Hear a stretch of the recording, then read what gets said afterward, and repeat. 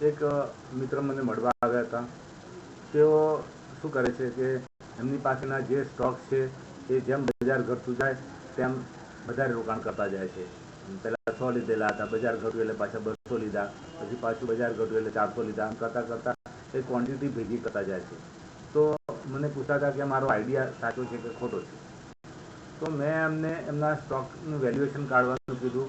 એમાં વેલ્યુએશન એ રીતે જોવાનું છે કે કંપની ખરેખર કમાય છે, કંપનીનું અર્નિંગ સારું છે, કંપનીની પ્રોગ્રેસ છે, કંપનીની નફા શક્તિ છે કે નહીં. કારણ કે તેજી પછી જ્યારે મંદી આવતી હોય છે ત્યારે ઘણા બધા સ્ટોક 40-50% તૂટી જતા હોય છે અને પછી ઇન્વેસ્ટર માને કે આ લેવલ પરથી તો આ સ્ટોક ખરેખર સારો છે અને એ વધારે લેવાની શરૂઆત કરે. નીચા ભાવે જેમ નીચો ભાવ આવતો જાય તેમ લેવા કરે અને છેવટે એને ખબર પડે કે આ કંપની તો તદ્દન ખોટી હતી અને એના પૈસા ડૂબી જાય.